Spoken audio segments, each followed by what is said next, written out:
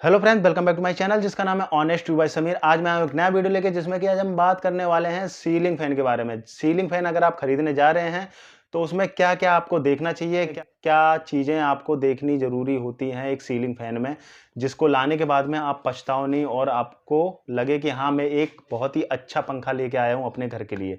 तो चलिए शुरू करते हैं वीडियो शुरू करने से पहले आपसे एक रिक्वेस्ट रहेगी, चैनल को अगर सब्सक्राइब नहीं किया तो चैनल को सब्सक्राइब करना ना भूलिएगा। तो सबसे पहले बात करते हैं इसके वॉट की। जब भी आप सीलिंग फैन लेने जाते हैं तो इसमें दो तरह के पंखे आते हैं, एक आता है बीएलडीसी फैन, एक आता है नॉर्मल फैन। नॉर्मल फैन वो होते हैं जो कि हम बहुत सालों से यूज करते चले आ रहे हैं, बाबा आदम के जमाने से।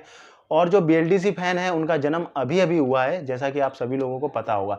तो खासियत बता देता हूं, बीएलडीसी फैन जो होते हैं वो कम वोल्टेज पे ऑपरेट होते हैं, डीसी मोटर पर ऑपरेट होते हैं, जिसकी वजह से उनका जो कंजप्शन है ना वोल्टेज का, वो बहुत कम होता है। कंजप्शन में बता देता हूं, 28 वॉट से 35 वॉट 40 वॉट तक इनका कंजप्शन होता है। वहीं अगर आप नॉर्मल फैन की बात करें तो ये इंडक्शन मोटर पर ऑपरेट होते हैं, जिसकी वजह से ये 70 से 75 वॉट लेते हैं। रेट में इन दोनों में बहुत ज्यादा फर्क होता है। स्टार्टिंग प्राइस देखोगे तो ये आते हैं करीबन 700-800 रुपए से स्टार्ट हो जाते हैं। एल्युमिनियम बाइंडिंग में इनकी मोटर होती है। अगर आप ऊपर जाओगे 1200-1300 से ऊपर जाओगे तो इसमें आप कॉपर बाइंडिंग की मोटर पा सकोगे, जो कि बहुत ही अच्छी रहती है एक सीलिंग फैन के लिए, जिसकी लाइफ भी बहुत अच्छी होती है। इसलिए आप कॉपर बाइंडिंग में ही इसको ले सकते हो, जिससे कि ये सालों साल चलता रहे।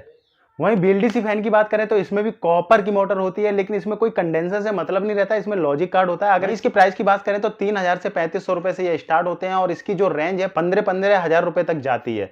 तो ये अमाउंट में बहुत ज्यादा महंगे होते हैं। अगर आप गारंटी की बात करें तो इसकी कंपनी से ही ले सकते हो, होम सर्विस अवेलेबल रहती है कंपनी की तरफ से, तो गारंटी में आपको कोई दिक्कत आने वाली नहीं है। लेकिन जब नॉन गारंटी हो जाता है, ये जब गारंटी में नहीं रहता, तो इसमें सबसे बड़ी प्रॉब्लम ये आती है कि इसके स्पेयर पार्ट कहीं मिलते नहीं है, इसलिए आपको दिक्कत आएगी जब ये गारंटी के बाद खराब होता है। अब बात करते हैं कि अगर नॉर्मल फैन में आप जाते हो तो नॉर्मल फैन में उसकी पंखड़ी देखना बहुत जरूरी होता है, उसकी जो ब्लेड है वो देखना जरूरी होता है।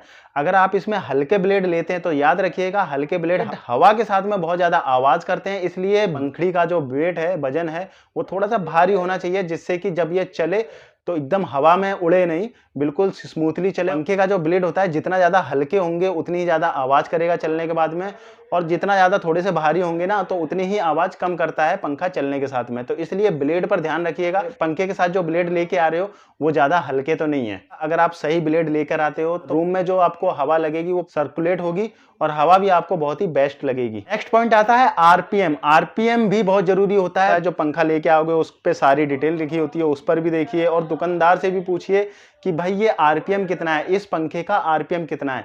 आरपीएम का मतलब अगर आपको नहीं पता तो मैं आपको बता देता हूं, जब एक पंखा 1 मिनट में कितनी बार घूमता है तो उसको बोलते हैं आरपीएम। तो जितनी बार भी ये घूमेगा ना उसको राउंड पर मिनट बोलेंगे। तो राउंड पर मिनट इसकी फुल फॉर्म होती है कि 1 मिनट में कितने राउंड ये पंखा घूम रहा है। तो जितना ज्यादा राउंड घूमेगा तो आपको हवा भी उतनी ही ज्यादा मिलेगी। तो आरपीएम को पूछना बहुत जरूरी होता है, आरपीएम जानना बहुत जरूरी होता है, इसलिए आरपीएम जरूर जानिए और दुकानदार से पूछिए कि कितने आरपीएम का ये पंखा है। अब बात करते हैं कलर कौन सा लेना चाहिए। तो कलर के लिए आपको ज्यादा सोचने की जरूरत नहीं है। आप जिस रूम में इस पंखे को लगा रहे हो उस रूम में कलर कहीं से भी मैच कर लीजिए, चाहे आपका बेड का जो कलर है, दीवार का जो कलर है, आपके वार्डरोब का जो कलर है, जो भी कलर आप मैच कर दोगे वो कलर आपको अच्छा ही लगेगा। तो कलर का जो कॉम्बिनेशन है वो आप अपने रूम से डिसाइड कर लीजिएगा कि आपको कौन सा कलर चाहिए। अब आती है इसकी सर्विस की बात। तो सर्विस आपको बहुत ज्यादा जरूरी है जानना कि जो भी पंखा आप ले रहे हो गारंटी पीरियड में वो एक्सचेंज होगा, रिपेयर होगा, क्या होगा। तो ये चीजें पहले ही क्लियर कर लीजिए। जब भी आप दुकानदार के पास से कोई भी पंखा लेकर आ रहे हो तो उससे डायरेक्टली पूछिए कि भाई इसकी सर्विस कैसे है, एक्सचेंज होगा या फिर ये रिपेयर होके मिलेगा। तो दुकानदार आपको खुद बता देगा कि घर पर सर्विस मिलेगी या आपको मुझे लेके आना पड़ेगा। तो आई होप कि आपको ये वीडियो पसंद आया होगा। अगर वीडियो पसंद आया तो चैनल को लाइक एंड सब्सक्राइब करना ना भूलिए।